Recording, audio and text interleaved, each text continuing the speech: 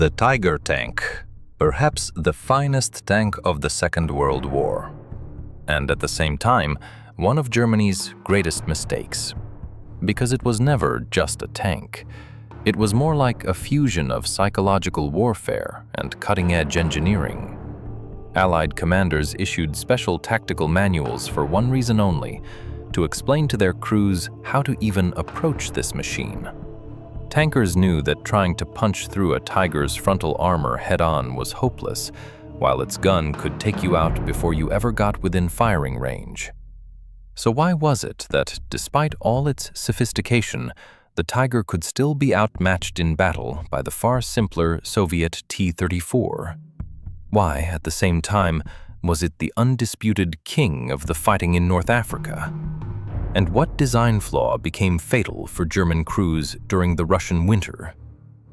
To understand how all of this became possible, we need to go back 3 years, to the Eastern Front, to the moment Germany first realized that its tanks were no longer the best on the battlefield. June 1941. The German war machine was at its peak. 2 years earlier, Poland, then France, Belgium, Norway. Everywhere the same pattern: a rapid strike, encirclement, surrender. Blitzkrieg worked like a surgeon's scalpel, precise, fast, and efficient. It seemed like nothing on earth could stop it. But in the East, something went wrong. In the very first weeks of fighting, German tank crews ran into something they had simply never faced before. Soviet medium T-34s and heavy KV tanks could not be penetrated by the standard guns of the Panzerwaffe. Shells bounced off. German crews watched in open disbelief. They fired, they hit, and nothing happened. There were only 2 ways to deal with the new Soviet tanks: use scarce armor-piercing rounds, which were already in desperately short supply, or bring up the 88mm anti-aircraft guns to the front line. Large, awkward weapons in a mobile battle, but the only guns that could reliably punch through a KV's armor. For an army that believed itself to be the finest in the world, this was humiliating. The Germans understood that their enemy had a trump card they lacked, and something had to be done about it. In the first half of 1942, they partially closed the gap. The mass rearmament of Panzer IVs and assault guns with long-barreled 75mm cannons eased the problem. Now they could fight the T-34 and the KV. But being able to fight them was not the same as being able to dominate them, and domination was exactly what Germany wanted. Inside the Reich's headquarters and design bureaus, a far more ambitious idea began to take shape, not merely to catch up with the enemy, but to surpass him. To build a tank for which the enemy would have no ready answer, a machine that would dictate the terms of battle on its own. The new tank incorporated several design features, each of which looked exemplary on paper. Armor, up to 100mm thick. That meant that for most guns of the time, penetrating it from the front was nearly impossible. The gun, an 88mm cannon, adapted from the very anti-aircraft gun the Germans had already been using against Soviet armor. Now it became the tank's primary weapon. At a range of 2 kilometers, it could punch through any enemy tank, Soviet, American, or British. And the Tiger itself could only be penetrated from around 400 meters, and even then, only under very specific conditions. Its suspension also deserves special attention. The designers adopted engineer Knipkamp's overlapping road wheel system.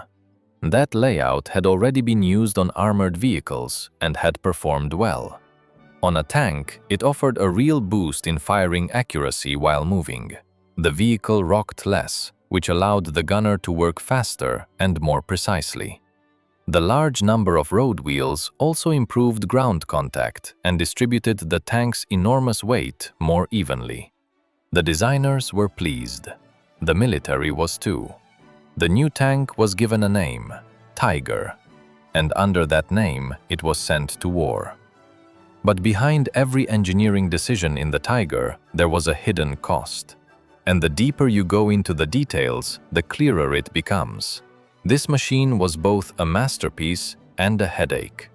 Take that same overlapping suspension system the designers were so proud of.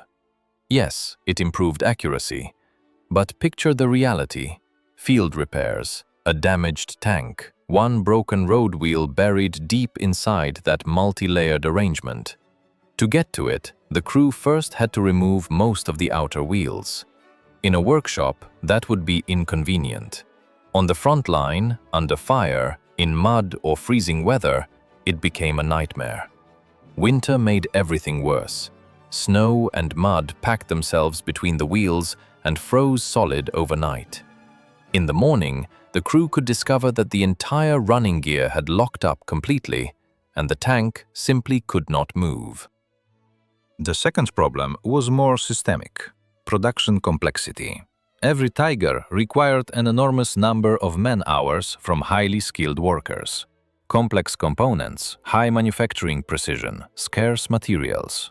At a time when the Reich's industry was already operating at full strain while Allied bombers steadily pounded German factories, this was not just an inconvenience, it was a strategic limitation. But in 1942, all of that was brushed aside. The armor held. The gun hit hard, far, and accurately. Everything else seemed manageable. The Tiger was ready for war. The real question was whether war was ready for the Tiger. Autumn 1942, the Leningrad front. This is where the Germans sent the first Tigers for combat testing, even before mass deployment. In the minds of the German command, these new machines were supposed to deliver a psychological shock and help break resistance on one of the toughest sectors of the front. It went differently. Despite its wide tracks, the 57-ton monster behaved unpredictably in Russian terrain. The Tiger bogged down, earlier, deeper, and more hopelessly than almost any other tank.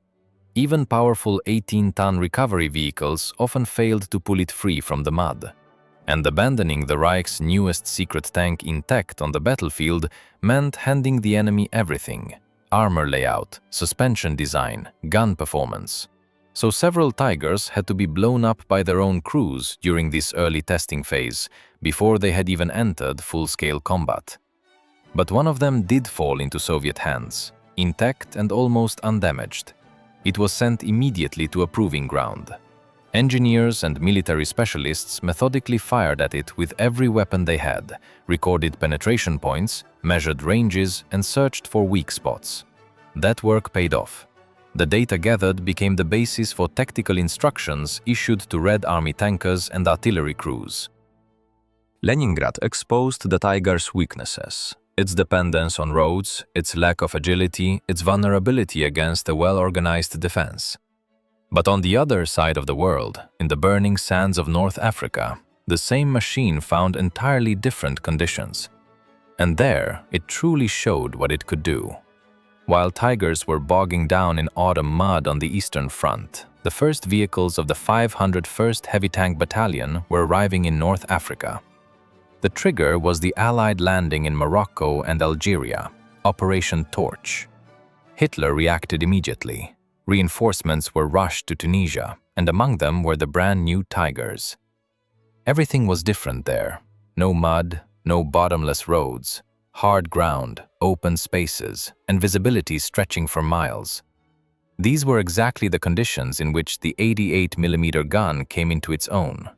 The Tiger could open fire at ranges where the enemy could barely even make it out. British Crusaders and American Shermans burst into flames before their crews even understood where the shots were coming from.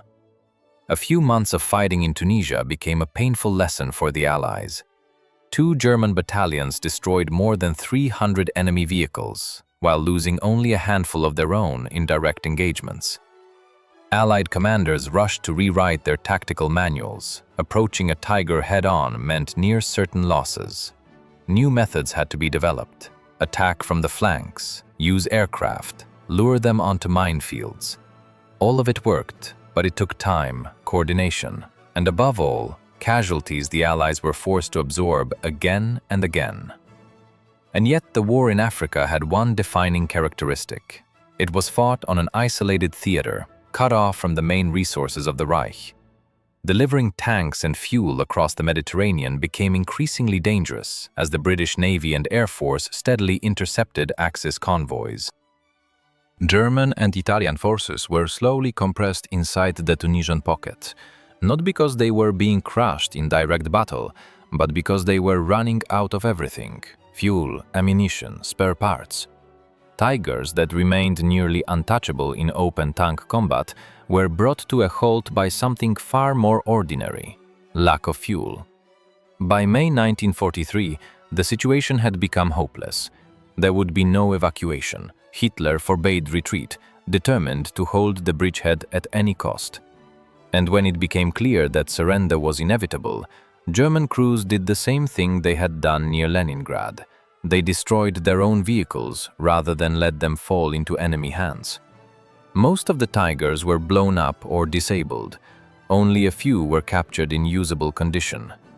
One of them, Tiger 131, became a legendary trophy. It was personally inspected by King George VI and Winston Churchill, who visited the front. The tank was studied, dismantled, and documented in detail. Today, it remains the only operational Tiger in the world, preserved at the Tank Museum in Bovington, a reminder of those months when, in the sands of Africa, this machine seemed almost unstoppable. Africa revealed both sides of the Tiger at once: its true power under ideal conditions, and its complete helplessness in the face of logistics and strategic isolation. But while the Allies were studying their captured Tiger, the German command on the Eastern Front was preparing something far larger. In the summer of 1943, the Tigers were supposed to decide the outcome of the war with a single blow. After the disaster at Stalingrad, the German High Command desperately needed to seize the initiative again. It needed a victory, loud, convincing, one that could restore strategic momentum on the Eastern Front. That victory was meant to be Operation Citadel, the strike against the Kursk salient, where Soviet forces held positions bulging deep into German lines. The goal was clear: cut off the salient, encircle the Soviet troops, and destroy the concentrated forces of the Red Army. The Tigers became a central element of that plan. They were gathered from every front, grouped into heavy tank battalions, and their crews trained intensively. German command believed that the very machine that had picked off Allied tanks from 2 kilometers away in Africa would do the same on the open plains around Kursk, only on a far greater scale. But the Soviets were not standing still. A Tiger captured near Leningrad had given Red Army engineers and tacticians invaluable intelligence. They knew the thickness of its armor across every part of the hull. They knew from what distance and at what angle it could be penetrated. They knew the weak points of its running gear. Using this information, they built the defense of the Kursk salient, deep, layered, and packed with minefields and anti-tank guns more densely than ever before in the war. When the Germans launched their offensive on July 5, 1943, the Tigers immediately ran into a reality the staff maps had failed to predict. Minefields brought armored columns to a halt, forcing them to regroup under fire. Soviet anti-tank guns, the famous 45mm guns and the more powerful 76mm field guns, were dug into the ground, well camouflaged, and fired from flanking positions, where the Tiger's armor was thinner. Losses mounted not from frontal duels, but from the cold, methodical work of Soviet defensive doctrine. The Germans pushed forward, but slowly, with enormous effort and mounting losses. The fast breakthrough their command had counted on never came. Tigers burned, not because the enemy had found some magical weapon against them, but because Soviet forces had learned to fight them systematically, with mines, artillery, air power, and skillful use of terrain. A week later, Operation Citadel was called off. Germany lost the strategic initiative on the Eastern Front forever. The Tiger fought hard, and its crews gave everything they had. But Kursk proved the most important truth of all. Even the most fearsome tank is powerless against a well-prepared defense when the enemy knows your weaknesses. But the war rolled on, and just a year later, in June 1944, the Tigers found themselves on a completely different battlefield. Normandy, France. Hedgerows and narrow country roads. And it was here that a single crew, in just 20 minutes, did something military historians still debate to this day. June 13, 1944. Only a week had passed since the Allied landings in Normandy. The British 7th Armoured Division, the famous Desert Rats, already legendary from North Africa, was advancing confidently deeper into French territory. Their column stretched along the road near the small town of Villers-Bocage. Cromwell tanks, half-tracks, staff vehicles, infantry. Everything was going according to plan. No one expected what would happen in the next 20 minutes. Just 150 meters from the road, hidden in cover, stood Tiger 007, commanded by SS Hauptsturmführer Michael Wittmann. By that point, Wittmann was no longer just an officer. He was already a legend within his own army.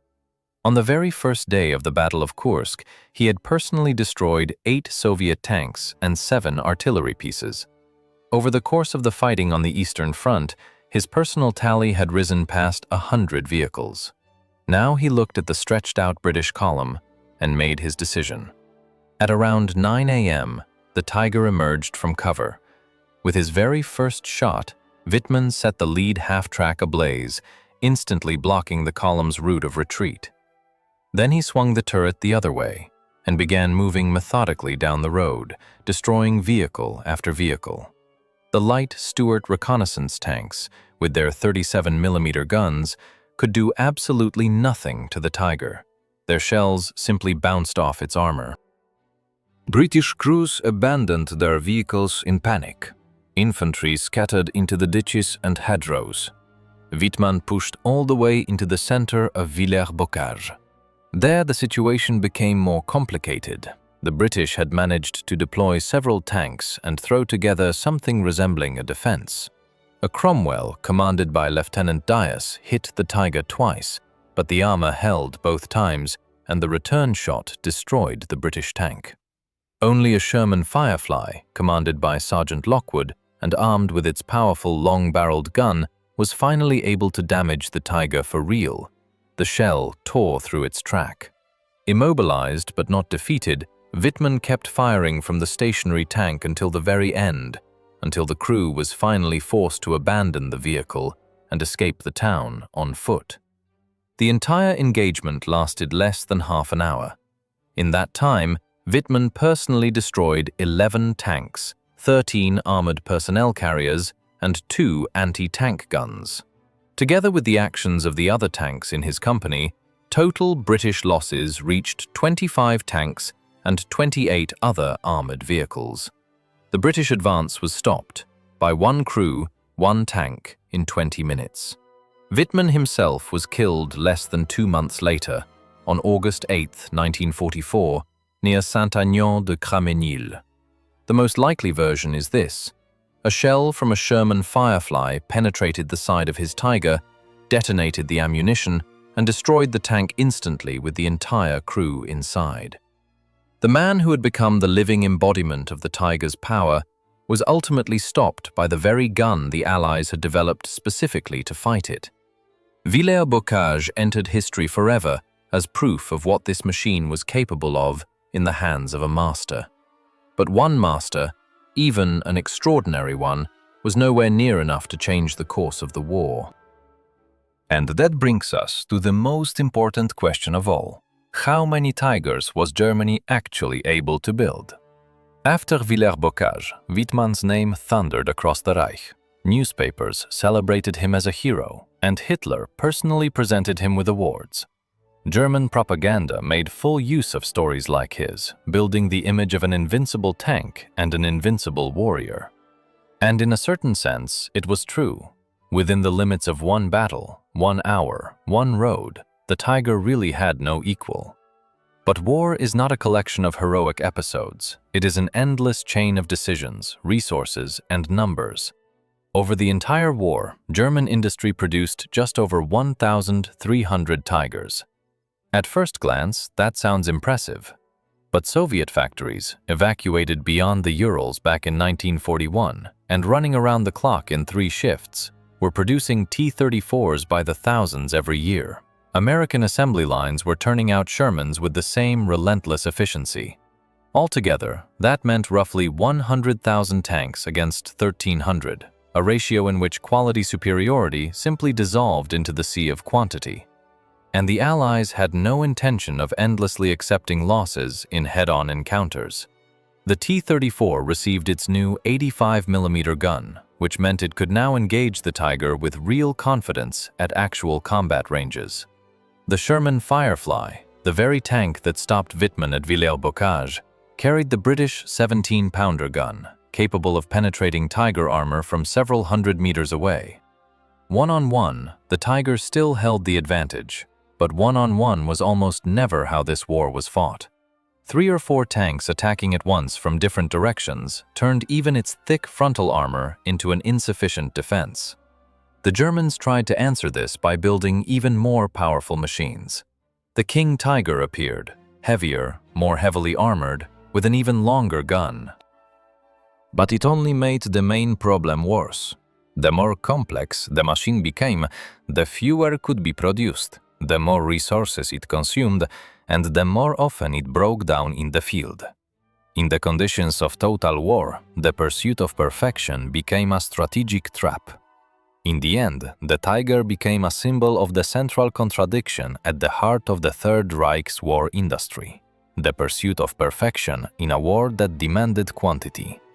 Germany created what was arguably the most fearsome production tank of its time, a machine feared, respected, and studied by everyone who faced it.